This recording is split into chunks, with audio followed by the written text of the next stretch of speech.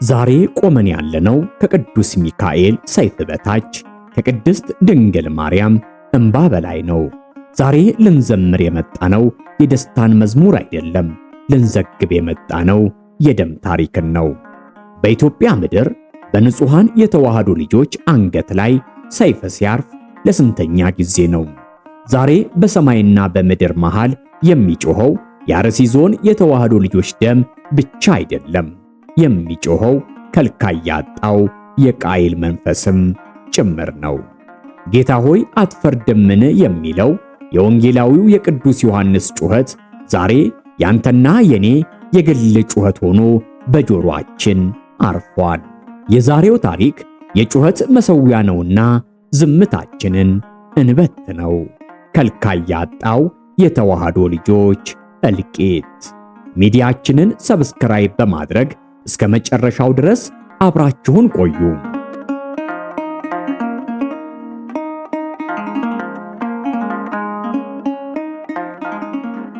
ዛሬ ቆመን ያለነው ከዘመን መባቻ እስከ ዘመን መጨረሻ ድረስ በተዋህዶ ልጆች ግንባር ላይ እንደ እሳት በሚያቃጥል ጥያቄ ፊት ነው። ዛሬ የምንሰብከው የሕማምን ትርጉም ነው። የምንተርከውም ደም ያቀለማትን ታሪክ ነው። የተዋህዶ ልጆች እልቂት የሚለው ይህ ርዕስ ዛሬ ከዘመናት ዕውቀት ከመጽሐፍ ቅዱስ እውነትና ካሁኑ የኢትዮጵያ ምድር እውነታ ጋር ተጋጥሞ የቆመ መራራ ዜማ ነው። ከልካይ ያጣው ጭፍጨፋ፣ ድንበር የለሹ ሰይፍ፣ እግዚአብሔርን የሚመስል ፊት ላይ ያረፈው ጨካኝ እጅ፣ ይህ ሁሉ ድምፅ ዛሬ በገዳማትና በከተማ አብያተ ክርስቲያናት መሃል ሳይቀር ተሰምቷል። የምናነሳው ጥያቄ ከመንፈሳዊ መድረክ በላይ ከፍ ብሎ የቆመ የሰብአዊነትና የፍትህ ጥያቄ ነው። ይህ ሕማም አዲስ ነውን? በፍጹም። ቅዱስ ዮሐንስ ወንጌላዊው በመገለጥ መጽሐፉ ራእይ ምዕራፍ 6 ቁጥር 9 ላይ ሲናገር በእግዚአብሔር ቃልና በያዙት ምስክርነት ምክንያት የታረዱ የሰዎች ነፍሳት ከመሠዊያው በታች ሆነው አቤቱ ቅዱስና እውነተኛ ጌታ ሆይ እስከ መቼ አትፈርድም እያሉ ድምፃቸውን እንደሚያሰሙ ተመልክቷል። ወንድሞቻችንና እህቶቻችን ዛሬ በአርሲ ምድርና በሌሎች የኢትዮጵያ ማዕዘናት ከልካይ ሳያገኙ በግፍ የፈሰሰ ደማቸው የዮሐንስ ራእይ የዛሬው እውነትና ጩኸት ሆኖ በአየር ላይ ተንሳፏል። የተገደለውና የተሰደደው ሁሉ የነፍሳት መዘምራን ሆኖ እስከ መቼ የሚለው ቅዱስ ጥያቄ ዛሬም በሰማይ ዙፋን ፊት ቆሟል። ዛሬም ደማችን ይፈሳል፣ ታሪካችንም ደግሞ ደጋግሞ ይተረካል። ጥንት የቅዱስ እስጢፋኖስ ደም ሲፈስ ቤተ ክርስቲያን ከድካም ወደ ብርታት ተሻገረች እንጂ አልጠፋችም። ቅዱስ እስጢፋኖስ በይቅርታና በፍቅር አክሊሉን እንዳጠለቀ ዛሬ በኢትዮጵያ ምድር በጠላት እጅ የወደቁ የዋሆች ሰማዕታትም የይቅርታና የጽናት ሕያው ምስክር ሆነው ቆመዋል። የተዋህዶ ልጆች እልቂት ይህ ቃል የኢትዮጵያ ታሪክ ስም ሆኗል። ከክርስቶስ ልደት በኋላ ባሉት ዘመናት ይህቺ ቅድስት ምድር ሁለተኛዋ ኢየሩሳሌም ተብላም ተሰይማለች። ይህ ስያሜ የተሰጠን በምድራዊ ሰላማችን አይደለም፣ የወሰድነው በምቾት ጊዜም አይደለም።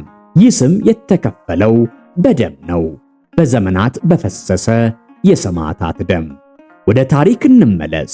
በታላቁ የአክሱም ዘመን በንግሥት ዮዲት ጉዲት ዘመን የተቃጠሉት አብያተ ክርስቲያናት፣ የወደሙት ገዳማት፣ በሰይፍ የወደቁት ንጹሃን መነኮሳትና ሕዝበ ክርስቲያኖች፣ ያ ጥቃት ለነሱ አጥንትን የሚሰብር ጥቃት ነበር። ከዛም ወደ ግራኛ አህመድ ዘመን እንሻገር። ይህ የጨለማ ዘመን መጻሕፍትን ማቃጠል፣ መስቀልን መስበር፣ በዓለት ላይ የተቀረጹ አብያተ ክርስቲያናትን መውጋት፣ አባቶቻችን በሰይፍ ፊት ቆመው ልጄን ውሰድ፣ ንብረቴን አቃጥል፣ ግን ክርስትናዬን አትውሰድ እያሉ በጀግንነት ሲሞቱ ያኔ እልቂት ነበር። ታዲያ ዛሬስ ያለው እልቂት ከጥንቱ በምን ይለያል? የጥንቱ ጠላት ግልጽ ነበር። ዛሬስ? አሁን ያለው ጠላት እንደ የቀትር አውሬ የሰላም ልብስ ለብሶ ልብን የሚወጋ ነው።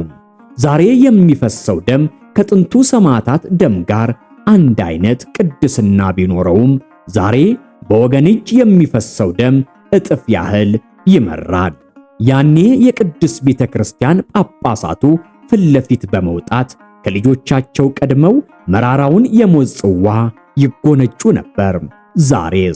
ዛሬ ግን በቅዱስ ሲኖዶሱ ዘንድ ዝምታ ሰፍኗል። አንዳንድ አባቶች በግል ሐሳባቸውን ከማስቀመጥና አልቅሰው ከማስለቀስ ውጭ ምንም ጠብ የሚል ለውጥን ሲያመጡ መመልከት ተስኖናል።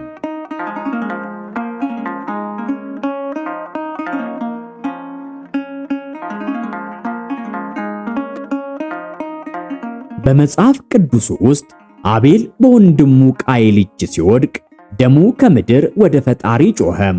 የተዋህዶ ልጆች ደም ዛሬ በኦሮሚያና በሌሎችም የኢትዮጵያ ክልሎች ሲፈስ የቃየልን ወንጀልና ኃጢአት ብቻ ሳይሆን የወንድማማችነትን ውል የፈረሰበትን የሀገርን አደጋም እያመላከተ ነው።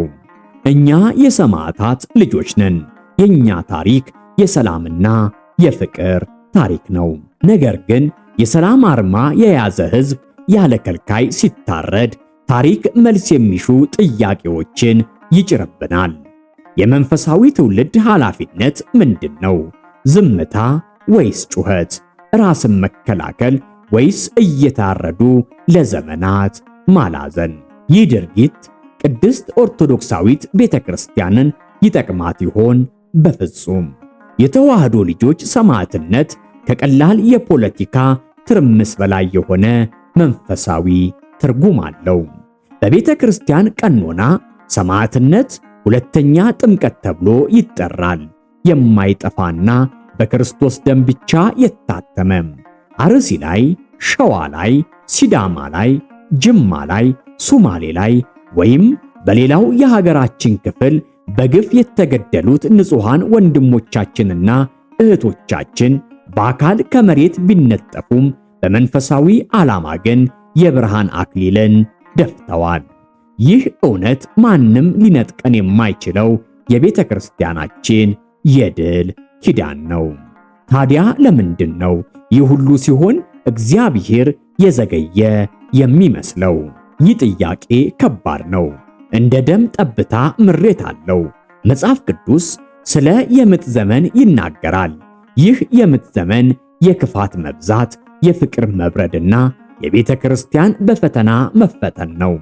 የተዋህዶ ልጆች ዛሬ የሚገጥማቸው ፈተና የዓለም መጨረሻ ምልክት ብቻ ሳይሆን የእምነት ወርቅ በእሳት የማንጻት ሂደት አካል ነው። ጌታችን መድኃኒታችን ኢየሱስ ክርስቶስ በዓለም ሳላችሁ መከራ አለባችሁ፣ ነገር ግን አይዟችሁ እኔ ዓለምን አሸንፌዋለሁ ያለው ቃል ማሳያችን ነው። ዛሬ በፈተና ውስጥ ለወደቀው ለእያንዳንዱ ኦርቶዶክሳዊ የሕይወት እስትንፋስ ነው። አሁን ወዳለው እውነታ ላይ እንምጣ። ከልካይ ያጣው እልቂት የምንለው ለምንድን ነው?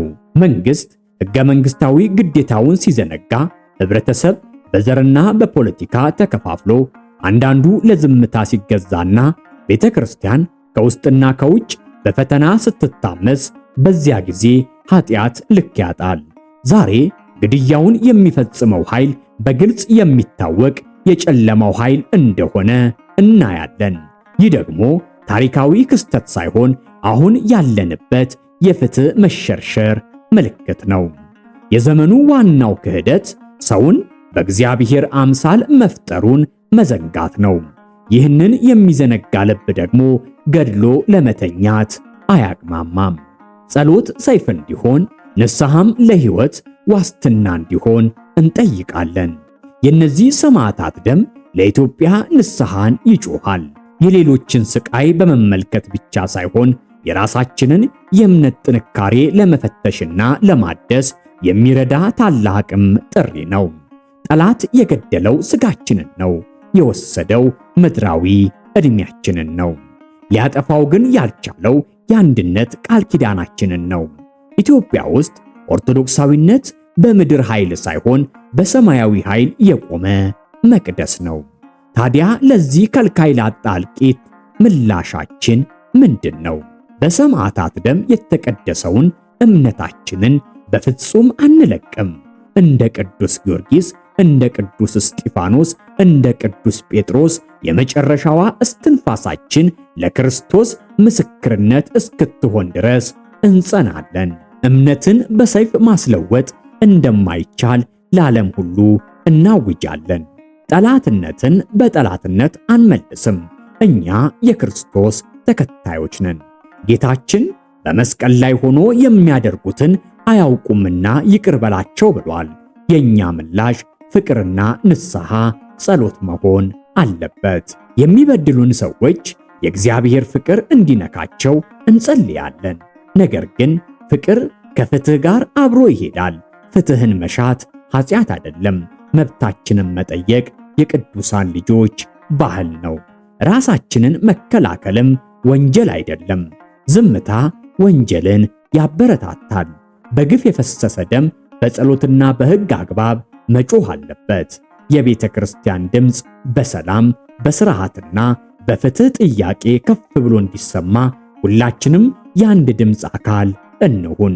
በዓለም አቀፍ ደረጃ የተዋህዶ ልጆች ስቃይ እንዲጋለጥና ፍትህ እንዲሰፍን እንስራ።